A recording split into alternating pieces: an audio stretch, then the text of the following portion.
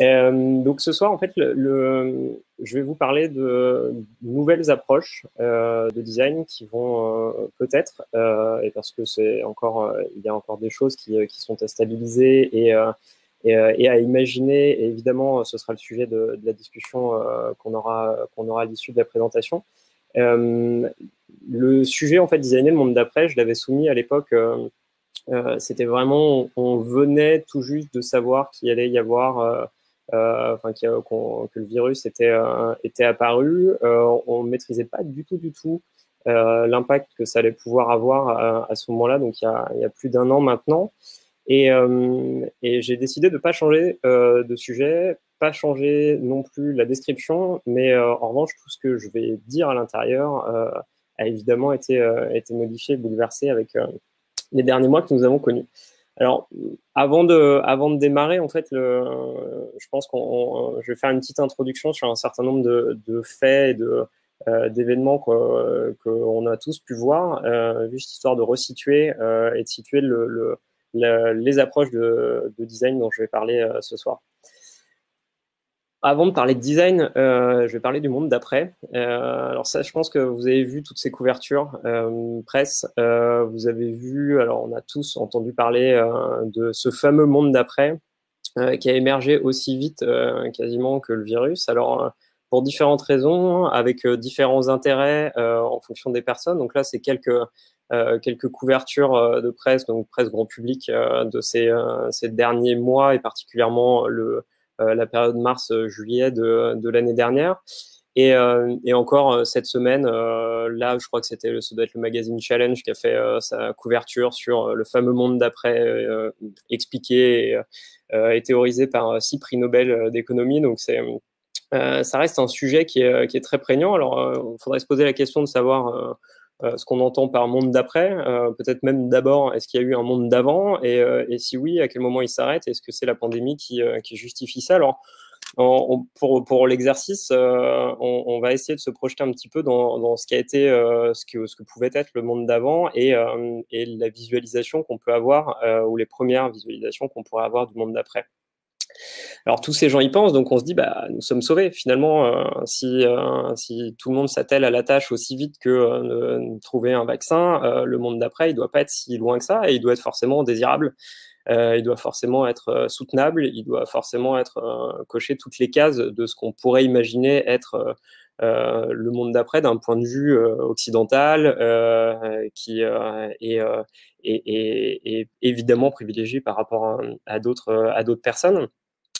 Bon, malheureusement, alors ça, c'est un article du Monde. J'ai juste pris l'extract d'une des photos. Donc, c'est après la pandémie, donc ça date d'avril, enfin après le début de la pandémie, ça date d'avril de l'année dernière. Et ce nuée de criquets pèlerins, donc ce genre de petites bébêtes, quand elles arrivent sur votre champ, il leur faut quelques minutes à quelques heures pour ravager tout. Et donc c'est pas anodin en fait, c'est pas si peu fréquent que ça. Et bizarrement, ça frappe quasiment tout le temps les mêmes pays. Et quand je dis bizarrement, c'est que c'est évidemment pas les pays qui ont et pas les paysans qui ont le plus de moyens pour se défendre. Et la question qu'il faudrait se poser, c'est se défendre de quoi? Et donc, est-ce que c'est de se défendre d'un nuisible? S'il est nuisible, est-ce qu'on l'extrait de notre écosystème? Quel rôle il peut avoir? Tout ça. Donc, c'est des questions qu'on pourrait légitimement se poser. Et un autre fait introductif, alors c'est la plus grande manifestation, la plus grande grève de l'histoire. Alors, je pense que on peut en discuter, mais je ne serais pas surpris qu'une bonne partie d'entre vous soit passée à côté de ce fait-là. Donc, il y a eu 250 millions de grévistes en Inde, là, en ce début d'année, fin d'année, début d'année. Et donc, plus grosse grève historique de l'histoire. Alors, à ma connaissance, hein, j'ai pas poussé plus loin les recherches, mais enfin, on peut imaginer qu'il n'y ait pas eu de mouvement beaucoup plus important. Et bon, à la limite, qu'il soit deuxième ou premier, c'est pas très grave. Et ces agriculteurs indiens et cette population, ces citoyens indiens, se sont levés comme un seul homme contre la libéralisation de l'agriculture en Inde. Donc ça veut dire en gros contre le fait de se faire déposséder de sa liberté de choix, de sa liberté aussi, je dirais entrepreneuriale, même si le terme n'est pas forcément adéquat dans ce cas-là, mais en tout cas se dire que peut-être qu'il y a des choses qui vont pas et peut-être que ça, c'est le reflet d'une partie du monde d'avant, tant critiqué. Alors, ça veut dire, si on schématise, hein, ça veut dire 4 fois la population française d'un seul bloc qui irait faire une grève géante. Donc, en comparaison des manifestations pour le climat, c'est quand même sacrément plus important. Un autre élément, alors pareil, c'est un des faits qui, moi, me semble important de ma petite lucarne, mais en tout cas qui questionne. Donc, ce second élément, c'est Bill Gates qui est devenu le plus grand, alors j'ai mis fermier, mais enfin, c'est en tout cas le plus grand propriétaire de terres agricoles aux États-Unis, et qui détient aujourd'hui 97 000 hectares. Donc, via sa fondation, évidemment, c'est pas lui en nom propre qui va avec sa petite binette cultiver tous ces terrains-là. Et la question qu'il faudrait se poser et qu'il faut se poser et qui se pose aujourd'hui, c'est pourquoi c'est quoi, quelles sont ses motivations et pourquoi il fait ça? Et finalement, en fait, par extension, en fait, quel est son plan? Est-ce que c'est pour faire de la recherche? Est-ce que c'est pour faire du développement? Est-ce que c'est pour imaginer de nouveaux modèles agricoles à grande échelle? Enfin bref. Et là-dessus, en fait, il n'a pas été très clair sur les réponses qu'il a pu apporter. Donc, c'est vrai que c'est assez troublant en fait de se dire que oui, on imagine cette prise cette mainmise sur une terre qui donc devient privée, devient sa possession, et donc tout ce qui va en sortir va devenir par extension en tout cas, il pourra avoir la main sur ce qui va en sortir et la manière dont ça va être cultivé. Ce qui a évidemment des impacts. Alors, on ne se pose pas forcément cette question-là en premier lieu, mais quand on cultive une terre, ça n'a pas des impacts uniquement sur la terre en question, mais sur tout un bassin géographique pour différentes raisons, d'eau, d'intrants et autres. Bref, on pourra revenir là-dessus. Donc ça, schématiquement, ça veut dire 13 800 terrains de foot. Donc ça fait beaucoup, hein. C'est pas on parle en hectares, notre cerveau n'est pas fait pour analyser, appréhender des chiffres aussi importants, encore moins des espaces géographiques. Mais bon, c'est pas anodin. Autrement dit, c'est à peu près, ou à grosse maille, hein, un pouillème près, ça veut dire le Grand Paris. Donc Paris plus la banlieue adjacente. Donc c'est pas rien en fait, hein. Et donc vous imaginez tous ces champs-là qui appartiennent à une seule personne, via sa fondation certes, mais qui appartiennent à une seule personne à la fin des fins. Donc c'est pas anodin. Et par ailleurs, dans le même temps, alors ça c'est sur des échelles de temps un petit peu plus longues, mais c'est des chiffres qui ont été stabilisés il y a quelques mois. Donc on a perdu 68% de la population de vertébrés sur un peu plus une petite cinquantaine d'années. On a perdu 25% des abeilles en pareil une trentaine d'années en Europe. Donc ça c'est pas anodin. S'il n'y a pas d'abeilles, il n'y a pas de pollinisation ou peu. Et la théorie de on va faire des abeilles drones, je suis loin d'y adhérer, au-delà de la complexité technologique et de l'intérêt en soi. Et enfin, donc un autre élément, mais qui n'est pas lui non plus anodin, on a perdu 70% de la population d'insectes en 30 ans. Donc vous voyez ça, en fait, il n'y a pas de corrélation directe entre tous ces éléments, mais bon, c'est pas rien. Ces chiffres-là sont plus que parlants et devraient nous alerter quant à ce qu'on a fait avec le monde d'avant et ce qu'il faudrait essayer à minima peut-être de corriger ou en tout cas d'arrêter d'inverser ces tendances-là. Et dans le même temps, alors ça c'est un peu plus récent ce chiffre-là, c'est donc la FAO donc qui dépend des Nations Unies et qui travaille particulièrement sur l'alimentation et l'agriculture et qui évalue donc sur une base 100 qui a été établie sur les années 2014-2015, donc c'était des années où le prix des matières premières agricoles était déjà assez élevé. Et là, vous voyez, en quelques mois, les cours sont en train de s'envoler.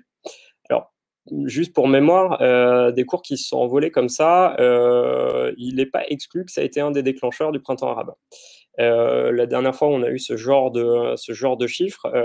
Bon, voilà, ça accélère un certain nombre de choses et ce qui amène les personnes à se lever comme un seul homme et à se soulever et à renverser potentiellement des gouvernements, des dictatures et autres, en premier lieu, c'est la faim.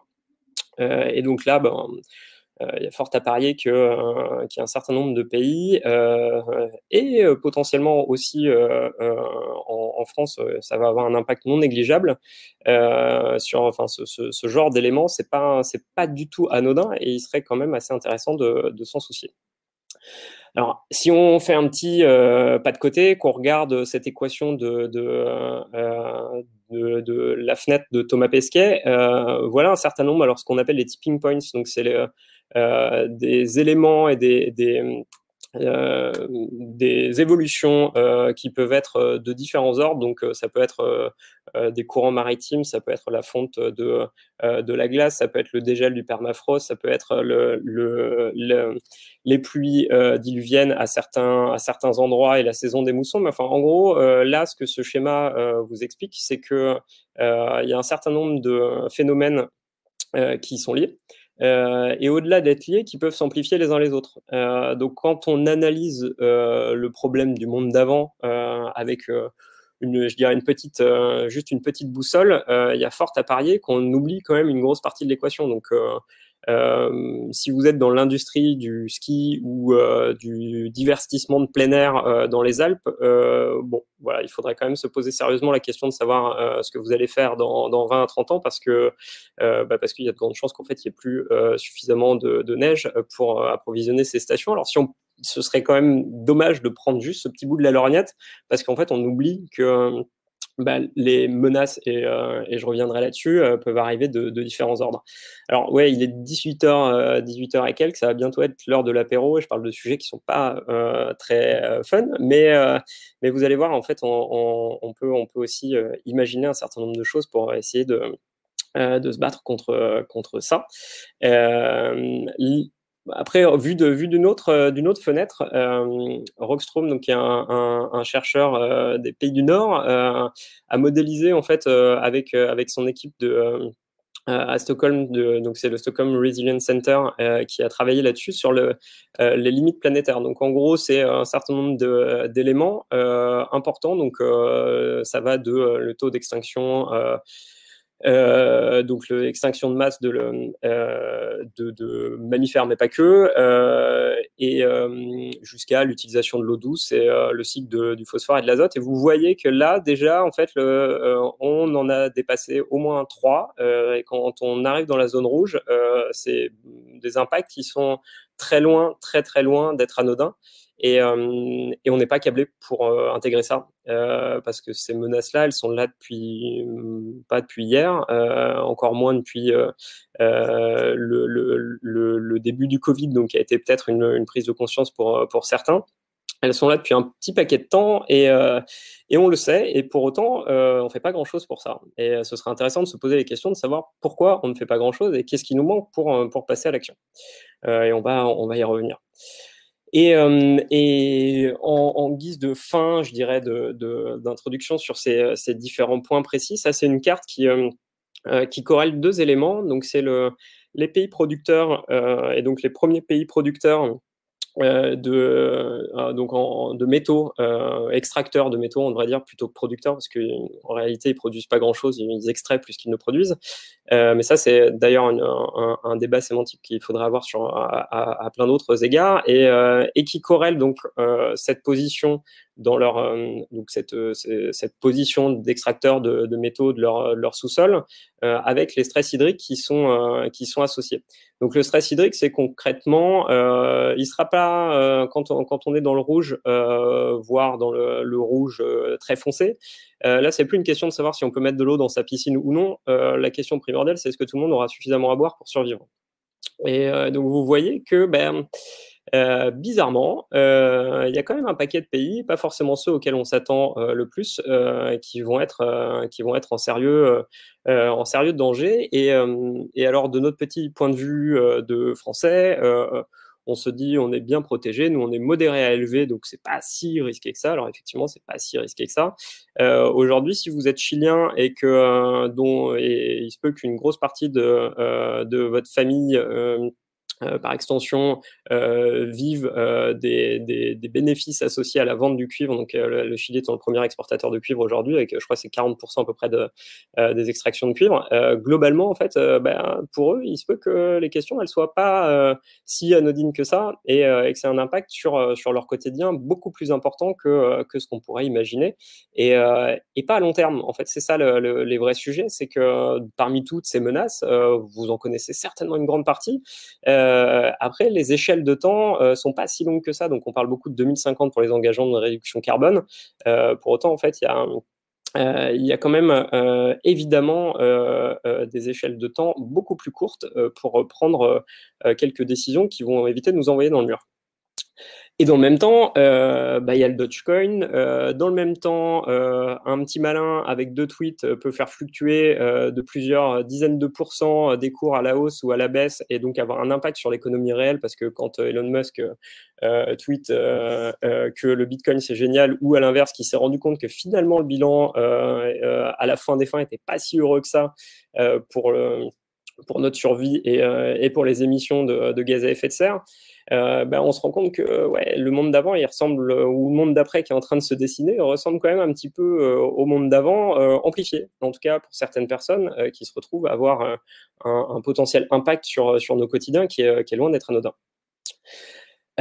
Et aussi, alors ça c'est d'un point de vue plus, je dirais plus positif, si on s'intéresse au sujet technologique qui participe à définir les contours du monde d'après d'un point de vue technophile et peut-être techno-solutionniste. Donc, on parle de l'avion hydrogène par Airbus. Alors bon, il n'a pas encore décollé et on n'a pas encore réussi à trouver de l'hydrogène sous nos pieds, donc ça a encore un coût qui est loin d'être anodin, parce que ça se fait pas comme ça, et c'est pas si simple.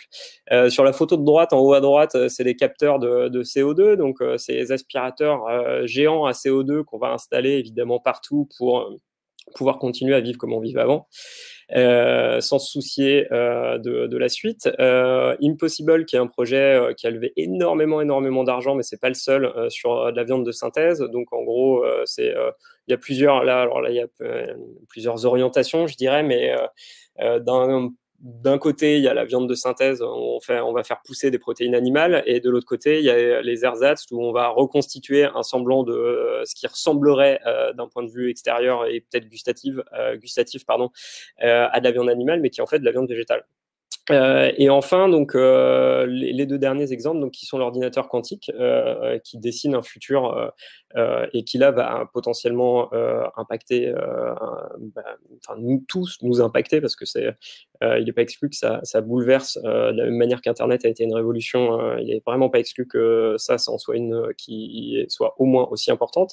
Et la dernière photo, donc, qui est en bas à droite, c'est ITER, donc qui est un centre de recherche qui est civil sur la fusion nucléaire, et donc qui promet une énergie non émissive en CO2 ou très peu émissive en CO2.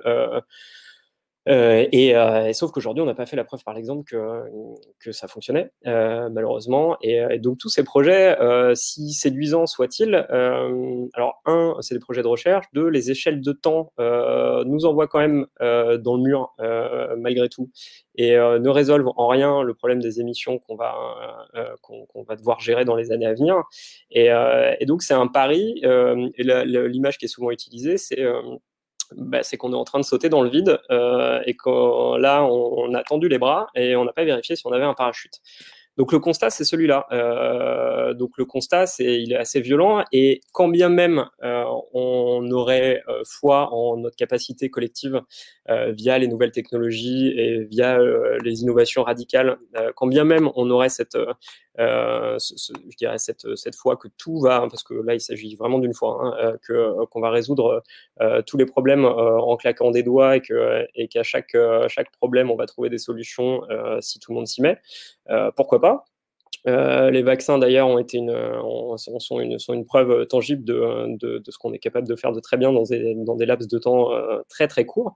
Mais quand il s'agit là d'autres sujets que de se sortir d'une pandémie mondiale, il y a une personne que vous connaissez peut-être qui s'appelle Jay Vance, donc qui est un chercheur, un vieux chercheur, donc mort il y a évidemment bien longtemps, et qui a théorisé donc sur le paradoxe. Donc alors c'est pas exactement l'effet rebond, mais bon, pour simplifier en disant que c'est l'effet rebond, c'est qu'en gros, plus et le cas de la voiture est vraiment symptomatique, moins votre voiture va consommer, moins votre voiture va émettre, plus elle va être performante. Ben, la corrélation de ça, c'est pas de se dire génial, je vais faire des économies et je vais les mettre sur mon livret A. La corrélation directe de ça, c'est que je vais faire plus de bornes et je vais prendre une bagnole plus grosse. Et à la fin des fins, quand on fait les maths, ben, on se rend compte que l'équation, elle est encore pire avant qu'après. Et ça, c'est valable sur énormément d'objets de consommation courante. Alors, objets et services, hein, c'est pas que des objets physiques. Et c'est valable aussi, alors vous pouvez le constater au quotidien, j'imagine, avec vos smartphones. Donc le découplage qu'on nous promet entre une production d'énergie et des émissions, enfin une décorrélation des émissions de gaz à effet de serre avec ce qu'on pourrait assimiler à une croissance absolue, n'existe pas. Et c'est pas moi qui le dis, hein, j'ai pas inventé ça, donc j'ai mis toutes les sources nécessaires si vous voulez aller creuser ces sujets-là. Et donc, il faudra pas non plus croire à ça, parce que malheureusement, en fait, les 12 apôtres de ces sujets-là, nous font perdre du temps, tout bêtement. Et encore une fois, alors si j'étais le seul à le dire, vous pourriez vous dire, ouh là là, je vais retourner prendre l'apéro. Je suis évidemment pas le seul à le dire, hein, vous vous en doutez, à tel point que la Deutsche Bank a fait un rapport donc, qui a fuité plus ou moins volontairement. Alors là, je vous mets le lien de la traduction française, mais qui s'appelle Disorders et qui a été envoyé à un certain nombre de grands clients de cette banque et qui, sur quelques dizaines de pages, relate toutes les menaces potentielles, ou en tout cas une partie des menaces potentielles, et de manière assez lettrée. Donc ça se lit très très bien, et vous allez voir que ils sont pas du tout naïfs, hein. Ils voient le mur arriver comme tout le monde, et ils essaient pas nécessairement de pousser pour des solutions, mais en tout cas ils essayent de préserver leurs intérêts et les intérêts de leurs clients, évidemment. Donc, on est dans tout ce gros bousin-là. Donc, c'est une introduction un peu longue pour vous dire que le monde d'après, il part complètement en couille, hein. Je vais faire sauter les 3 petits points. Et qu'il va falloir se relever les manches très sérieusement pour infléchir les directions qu'on est en train de prendre. Alors, en fonction de là où vous en êtes sur cette courbe, que ce soit du choc, du déni, de la colère, de la négociation, ou que vous soyez déjà dans une phase d'intégration et que vous ayez déjà changé de mode de vie à différents égards et que vous essayiez de faire bouger les choses à votre échelle, quoi qu'il en soit, ce chemin-là, il est long, il est semé d'embûches, mais bon, il vaut mieux s'engager sur ce chemin-là et se retrousser les manches plutôt que rester spectateur, à mon sens. Et là, ces propos évidemment n'engagent que moi, mais en tout cas, moi, j'ai envie de travailler sur ces sujets-là. Et donc, par extension, donc cette petite citation, pour ce qui est de l'avenir, il ne s'agit pas de le prévoir, mais de le rendre possible.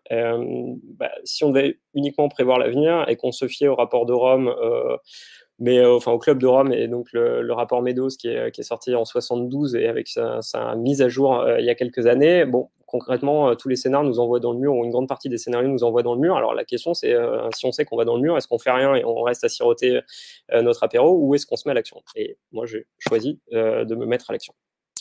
Et la question que je me suis posée pour ce soir, c'est: ça veut dire quoi être designer dans ce monde-là? Alors, ça veut dire quoi être designer dans ce monde-là? Ça veut dire quoi le design? C'est quoi l'appréhension du design qu'on pourrait avoir, et quelle forme ça pourrait prendre? Alors, j'en ai listé un certain nombre. Je vous ai fait un petit glossaire des questionnements que j'avais, que j'ai essayé de structurer avec différents faits d'actualité.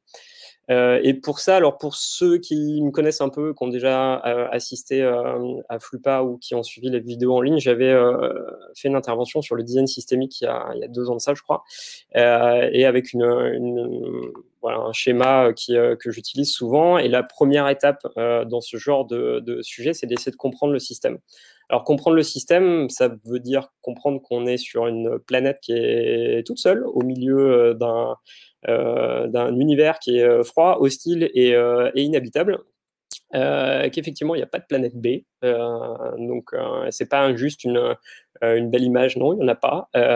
Et que vulgairement, la merde dans laquelle on est, la situation dans laquelle on la doit quasi exclusivement à nous. Alors, je vais dissocier 2 termes juste pour qu'on parle de la même chose. L'Anthropocène, ce serait considéré que la nouvelle ère géologique dans laquelle on est en train de rentrer est due à l'humain. Je préfère le terme de Capitalocène parce qu'il y a quand même un bon paquet d'humains qui n'ont rien demandé et qui n'y sont pas pour grand-chose, ou en tout cas, et peut-être pour certains, qui essayaient de faire leur petit bonhomme de chemin pour se battre contre ça et qu'on n'a pas écouté.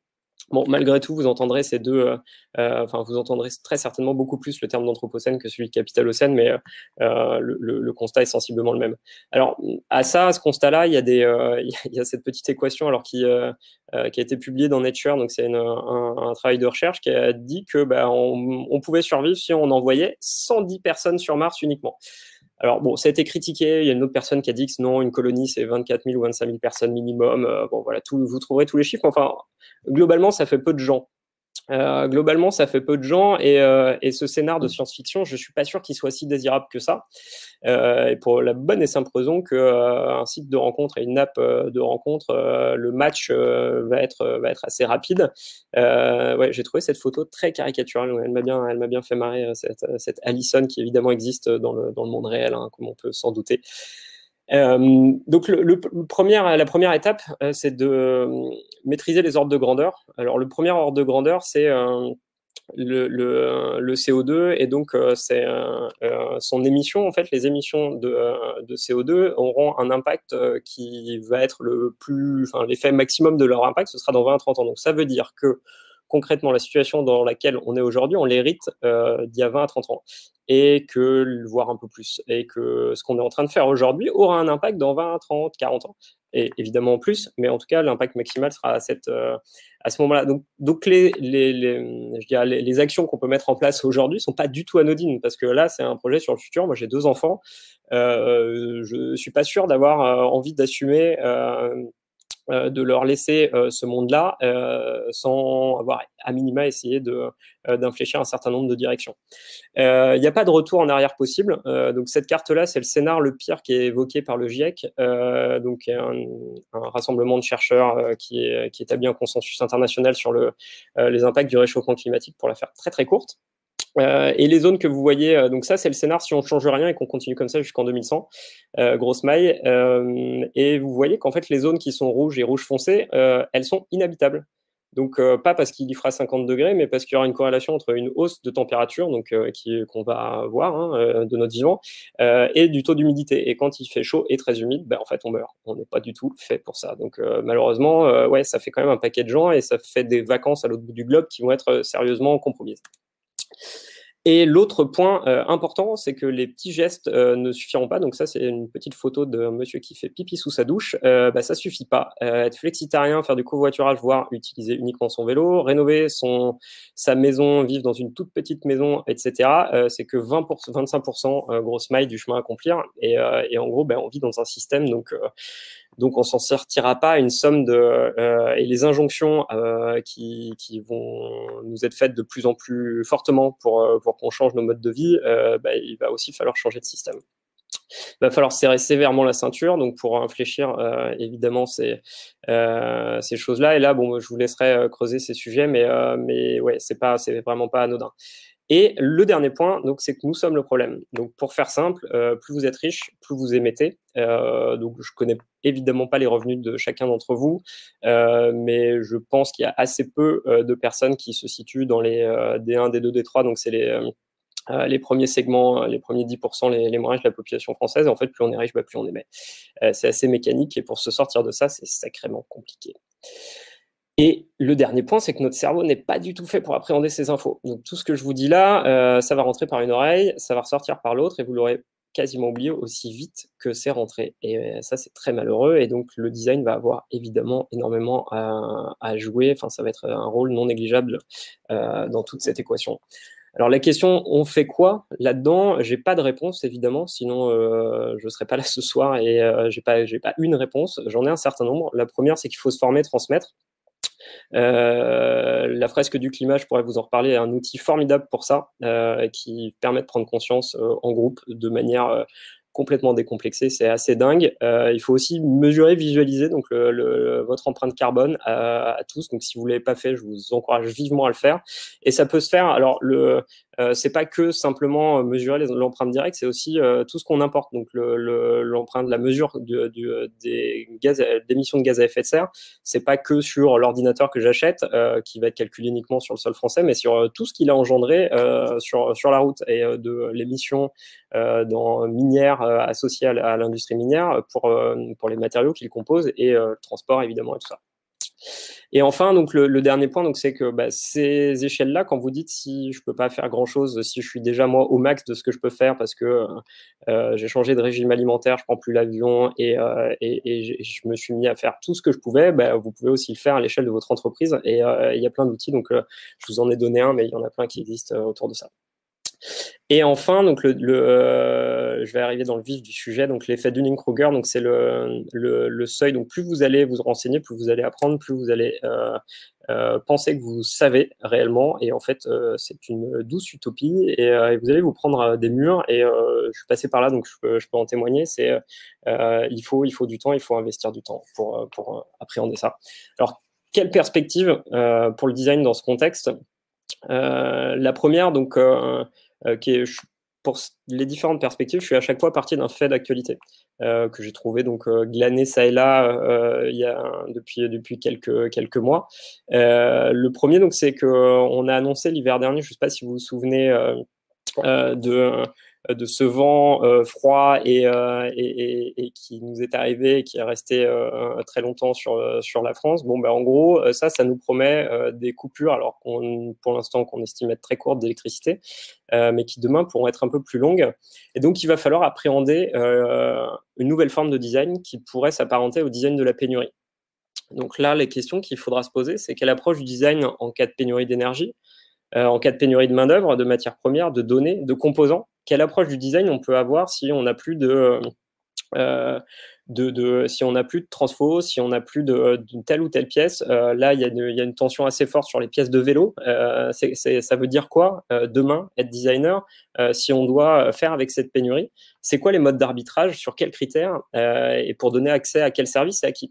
Et ça, typiquement, alors c'est le Low-Tech Magazine, c'est une expérimentation. Alors le magazine existe évidemment vraiment, et ils ont un site qui ne fonctionne que quand il y a suffisamment de soleil pour alimenter les serveurs. Donc, quand il y a un environnement nuageux couvert, il ne fonctionne plus et il est down.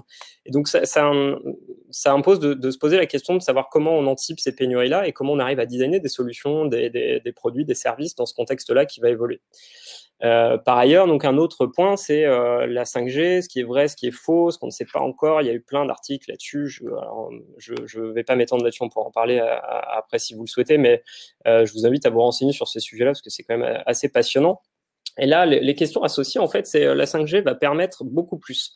La 5G, évidemment, va permettre d'avoir des flux de transfert de données beaucoup plus importants. Alors, censément être économe en énergie et en émissions.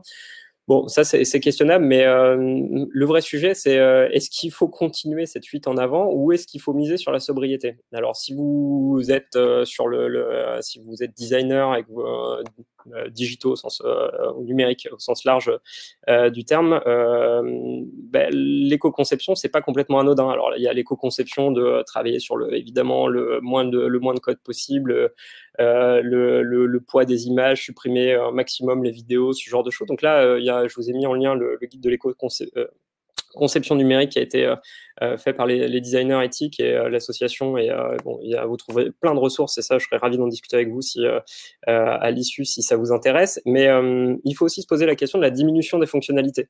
Ça veut dire quoi, diminuer les fonctionnalités? Ça veut dire quoi, faire des choix? Et ça veut dire quoi, se dire que moins, c'est moins.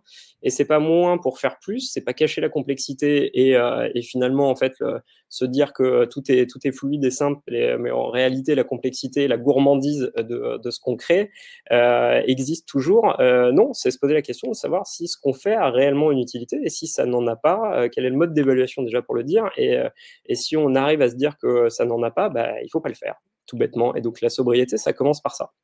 Et ça se pose. Mais je dirais la sobriété, elle se pose évidemment au quotidien dans une action de design, de conception et même d'une application mobile, d'un site internet, que sais-je.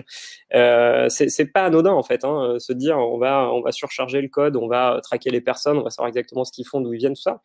Il faut se poser la question de savoir le poids, visualiser ce que ça veut dire concrètement, savoir est-ce qu'on en a vraiment besoin, et si oui, ça nous sert à quoi? Est-ce qu'on peut pas faire plus simple, différent, ou ne pas faire, tout bêtement. Le dernier, alors ça, celle-là, elle est marrante, c'est des pêcheurs qui ramènent des trottinettes du Rhône à la pelle.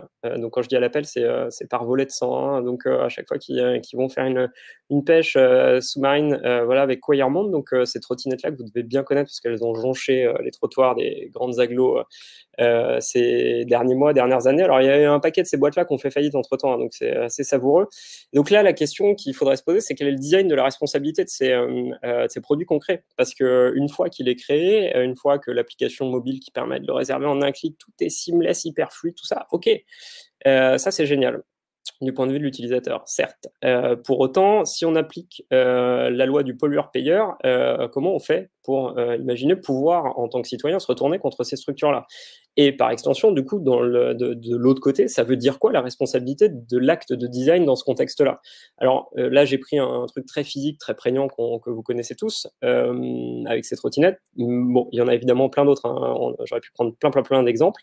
Et il y en a autant sur l'environnement que sur la gouvernance, que si vous avez, il se passerait exactement la même chose si vous avez 12 cas de burn-out dans votre équipe, peut-être qu'il faudrait sérieusement se poser la question de savoir s'il n'y a pas une question de responsabilité, une approche de responsabilité, et que le design d'organisation pourrait être potentiellement une solution, une des solutions qui serait intéressante. Alors, j'ai mis B Corp, c'est pas pour faire la promotion de B Corp parce que c'était pas du tout mon propos. Vous en pensez bien ce que vous voulez, hein, mais là, c'était plutôt de dire est-ce qu'on peut pas pousser un équivalent de B Corp, une espèce de normalisation, de tampon, enfin de choses, on se met d'accord sur un cahier des charges qui peut être assez rigoureux, on dit bah ok, maintenant c'est ça, quand on fait une application mobile, quand on crée un nouveau produit qui sera accessible à tous, voilà la responsabilité qu'on a entre les mains, et on essaye d'arrêter de se défausser sur le suivant. Alors soit la génération suivante dans le cas le pire, mais le suivant étant l'entreprise suivante, voire le suivant, c'est l'extension de l'État qui va devoir payer pour remettre le Rhône en bon état. Je mets des gros guillemets, mais c'est à peu près de ça dont il s'agit. Un autre point, un autre élément, c'est ça, vous avez peut-être vu cette vidéo assez savoureuse, le terme est pas le bon, mais en tout cas navrante, je pense que c'est plus adapté, d'hélicoptères qui trimballent des tonnes et des tonnes de neige pour donner accès à une station de ski dans les Pyrénées. Ça pose un sérieux problème. Et là, en fait, il y a une nouvelle branche du design qui commence à être modélisé par plusieurs chercheurs, dont certains qui appartiennent à Origins Media Lab, que je vous invite à aller voir leurs travaux. Et là, il s'agit de design du renoncement. Donc, c'est le protocole de relancement du renoncement est une stratégie conduite par une organisation publique ou privée. Donc, ça peut évidemment être une entreprise privée dont le but est d'aligner ses activités sur les limites planétaires dont je vous ai parlé tout à l'heure, et de la disponibilité locale et viable de ressources matérielles. Donc ça veut dire on fait avec ce qu'on a. Ça veut dire on arrête de spéculer sur on fait avec ce qu'on extrait et on se préoccupe pas de savoir l'impact que ça va avoir. Et donc ça veut dire apprendre à renoncer à certaines fonctionnalités, à des itérations très très rapides dans le cas de produits. Et il y a un outil donc qui s'appelle la fresque du renoncement que je vous invite à aller tester pour l'améliorer, vous voyez le lien, et qui permet justement de travailler ces problématiques-là en collectif au sein d'entreprises. Une autre approche, un autre des sujets, c'est d'essayer de s'extraire de cette grande matrice. Alors, je ne sais pas si vous avez vu, mais j'ai malheureusement utilisé Google Slides pour la présentation parce que, enfin, pour différentes raisons de facilité et je suis le premier à me flageller sur cette question-là. Essayer de travailler sans Google pendant une semaine, c'est assez compliqué, voire impossible, si on en croit donc ce journaliste d'Uzbek Erika qui avait fait l'exercice il y a quelques années de ça. Et donc là, moi, je propose une nouvelle approche qui serait le design de l'inconfort. Alors, l'inconfort, ça ne veut pas dire une chaise inconfortable nécessairement, ça veut dire que je pense que si on veut aller dans une direction un petit peu différente, il va falloir arrêter de supprimer tout le temps les frictions systématiquement, de faire du seamless, d'aller sur la facilité d'utilisation à tout crin. Et là, en fait, le petit screenshot, c'est une vidéo de l'inventeur du scroll infini. Donc qui est triste parce qu'aujourd'hui il se rend compte que il y a 20 000 vies consommées à scroller de manière infinie chaque jour grâce ou à cause de cette invention. Donc je sais pas si vous voyez ce que ça veut dire en termes le scroll infini, c'est pas nécessairement le problème en soi, c'est tout ce qui est derrière le scroll infini. Donc c'est sa faculté de choix, d'émancipation, de compréhension de pourquoi on nous pousse tel contenu plutôt que tel autre. C'est très très loin d'être anodin et c'est loin d'être compris par le grand public. Donc, on pourrait sérieusement se poser la question de savoir est-ce qu'il ne faudrait pas revenir à des choses qui sont peut-être à 2 clics de plus. Et bon, on m'a appris et j'ai même transmis toute cette manière de faire justement où on va supprimer les clics, on va rendre tout accessible, tout fluide, tout. Bah ouais, mais sauf que là, on arrive devant un mur et si on veut le contourner ou à minima éviter de se le prendre en pleine tronche, il va peut-être falloir se poser la question de savoir si toutes ces innovations ou toutes ces itérations sont pas critiquables. Donc, on se pose la question du paiement d'un clic, de l'infinite scroll évidemment, de l'autocomplétion aussi, ou en tout cas des modes d'autocomplétion, comment faire comprendre à un utilisateur que quand il tape quelque chose et qu'on lui suggère autre chose, il y a des algos qui sont derrière, qui n'ont pas toujours été créés pour notre bien, et loin de là. Donc ça, c'est pas anodin en fait dans le cadre de la conception numérique. L'autre point, un autre point, c'est le lien. Et là, donc, Le Clésio nous parle de ça il y a quelques temps dans un article dans Le Monde. Le lien entre nous, riches, pollueurs, parce que c'est ce qu'on est. On va être assez caricatural, mais même si vous ne vous sentez pas riche en tant que tel, malheureusement, j'ai le malheur de vous dire que vous l'êtes au vu d'autres populations. Et c'est pas nous qui allons payer le plus cher tribut de tous ces bouleversements à venir. Donc là, faudrait que vous alliez lire l'article. J'ai oublié de mettre le lien, mais je le mettrai dans la présentation finale. Du coup, le peuple de Tulé, donc qui fuit le déluge parce que ils ont de la flotte chez eux et la photo était saisissante. En fait, il n'y a plus de terre. Donc, et ça, c'est une conséquence directe du réchauffement climatique. Donc la question qu'il faudrait se poser, c'est comment on peut redesigner des liens. C'est quoi le design du renouement? Le lien social, alors on l'a vu avec le voisin dans le cas de la pandémie, mais aussi avec l'indigène. Celui qui vit là, alors l'indigène, c'est potentiellement l'autre aussi, qui vit à côté ou très loin. C'est aussi matérialiser le lien de cause à effet quand on fait telle ou telle action, comment on permet de visualiser sur une échelle de temps peut-être un peu plus longue. Ça veut dire que le cas de la trottinette, il n'est pas anodin. S'il y a des pollutions parce que les batteries fuient dans le Rhône, c'est pas rien, parce que le Rhône, à un moment, il va arriver quelque part, l'eau du Rhône, et ce quelque part, je pense qu'il y a un paquet de non-humains qui vont se poser sérieusement la question de savoir comment ils vont vivre demain. Et donc la question que je vous pose, et que je me pose à moi-même aussi évidemment, c'est quel objet du design dans l'optique de la visualisation et du renforcement de ces liens qui sont souvent déjà existants. Et on pourra parler d'agriculture dans les questions-réponses, évidemment. Je vais essayer de me dépêcher. Donc là-dessus, il y a le Parlement des liens qui travaille sur ces sujets-là. Et ils ont fait une exposition le week-end dernier à Pompidou. Et je vous invite à aller voir ces sujets-là. Tout comme, alors si vous avez 40 minutes, si vous voulez arrêter de m'écouter pour aller voir cette vidéo, je le prendrai très bien. Marc-André Sellos, alors c'est en 40 minutes, il vous explique exactement comment fonctionne le sol. Et on devrait montrer ça à tout le monde en fait. C'est vraiment, enfin, c'est criant de vérité. Et par ailleurs, donc il y a des choses qui se montrent, qui sont plutôt positives sur le papier. Donc la Convention citoyenne, c'est une de ces initiatives, alors avec la fin qu'on connaît. Et là se pose la question du design des instances. C'est quoi ces nouvelles instances? C'est quoi le mode de représentation citoyenne? Comment on vote? Comment on délibère, comment on fait émerger des consensus. Et le design là-dedans et les outils numériques, on va avoir énormément d'impact sur ces sujets-là. C'est quoi la granularité des instances? Si moi, avec mon petit copain voisin d'en face, je suis pas d'accord avec un collectif, est-ce que je fais sécession? Et c'est quoi l'hétérotopie? Donc c'est en gros comment on crée des utopies dans un contexte qui existe déjà. Donc ça veut dire, c'est une ZAD. Donc là vous voyez en haut à gauche photo de la ZAD de Notre-Dame-des-Landes. Alors j'habite à Nantes, hein, donc c'est un sujet important ici à différents égards.